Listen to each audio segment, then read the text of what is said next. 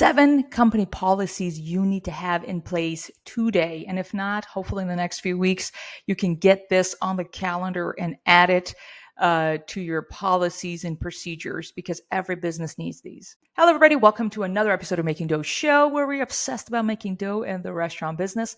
My name is Hingham, and my husband and I, we own 6 restaurants here in the San Antonio area.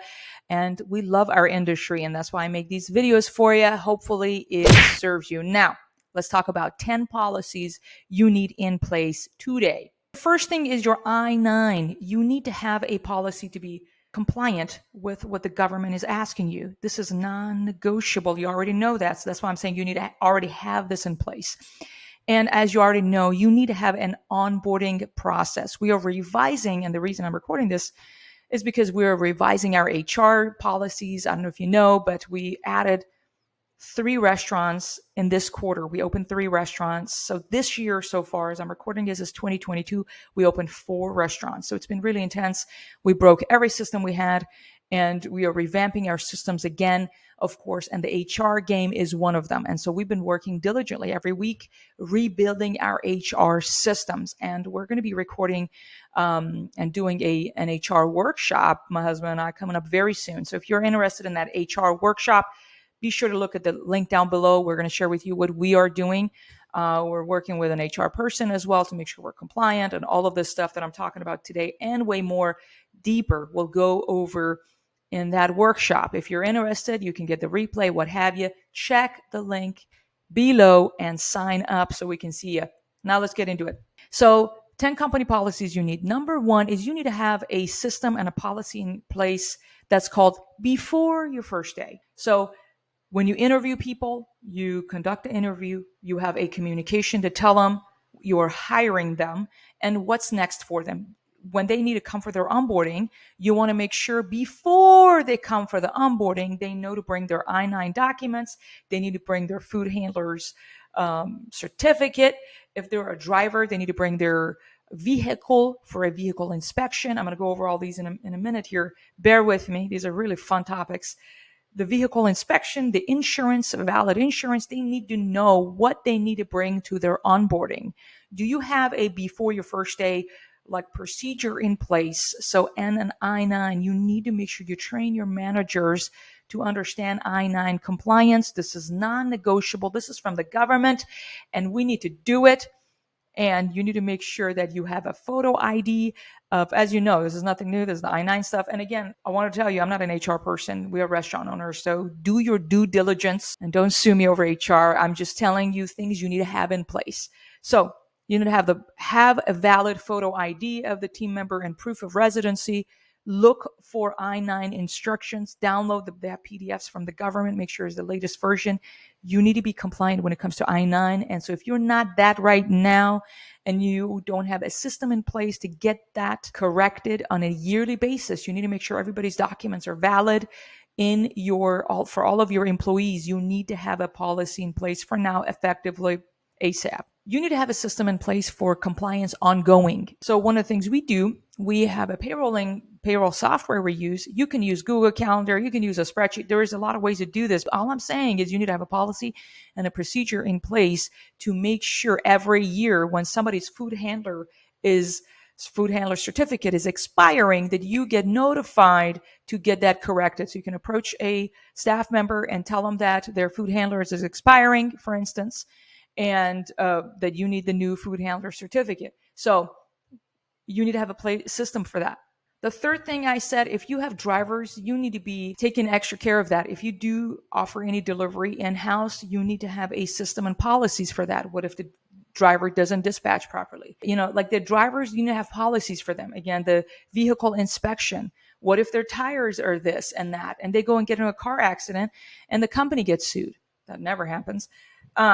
Right? The insurance, it better be up to date. All of those stuff, you need to have policies for your drivers if it applies to you.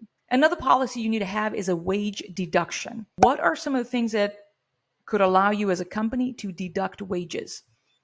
One could be if you offer health benefits. One could be if you have a child support, what have you. That's a wage deduction policy in place. Other things are if you provide uniforms. In some states, you can do a wage deduction. It could be For the next 4 weeks, you deduct a little bit out of their wages to be able to pay for their uniforms.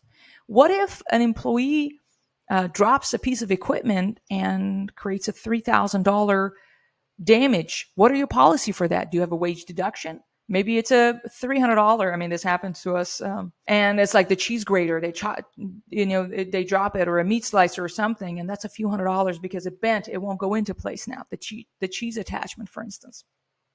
Do you have a wage deduction policy in place? Here's what I'm telling you. We have a wage deduction policy in place, and we have not charged the staff $1 of all the damages they've created, but at least we have a policy in there.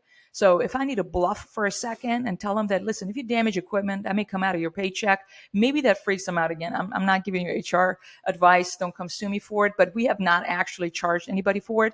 But it's good to have a policy in place. Uniform policy. Do you have a uniform policy? And the reason that's important is because the time to enforce a uniform policy and for you to think isn't that if you have somebody who has a lot of piercings in their head, they have tattoos in their face, who knows? They come with very, very short shorts. If you don't have a policy in place, people are going to take it to an extreme.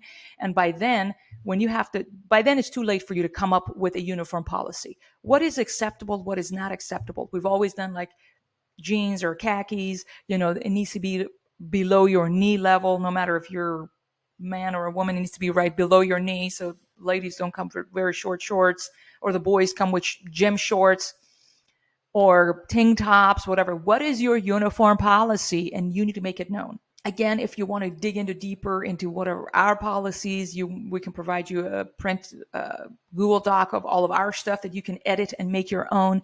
Be sure to check out the HR kind of a workshop we're going to put together very soon, and we'll have the replay available as well. Incident report policy. Do you have a policy in place when there is an incident? The incident can be two employees get into a fist fight in the middle of the kitchen. Do you have an incident report system in place and policy? How are you going to handle it? If a driver is out there and gets into a car accident, incident is when a customer comes in and cusses at one of your team members, and how that's handled. You have an incident report policy in place where all the witnesses fill out the form and whatever. What are your policies for that, right? Do you have a policy for it is all I'm asking you. If not, you got to get one in place because incidents happen all the time. Do you have an immediate termination policy in place? What are some of the things that an employee can do if they get caught, or if they do those things that will lead into their immediate termination? If they steal money and we do our due diligence and we prove that indeed they stole money, they should be immediately terminated. And so that you will not have any backlash from the employee and or the government for wrongful termination, because you have an immediate termination policy. If you have, for example, a team member cusses and is rude at a customer, and a customer complains about it, does that lead to immediate termination? If they steal product, if they get into a physical fight with another team member, what are your policies for that? Isn't that fun work to do HR work? If you're in business, if you're a manager, if you're a restaurant owner, it doesn't matter. You're in business and this stuff affects you. And we're learning as we go. And we've been reacting to a lot of different things as they come. And some of them trying to be proactive. And as I said, we're revising our policies, because you need to be revising your policies most likely every year. And these were some of the top 5 to 7 policies that I wanted to bring up to your attention. Now, let me know which one of these policies is one you're going to work on first. And if you're going to attend the workshop, let me know in the comments below. Be sure to subscribe to the show so you do not miss any future shows. And with that, we got a lot of work to do. Let's get back to work and make some dough. Thank you. Bye-bye.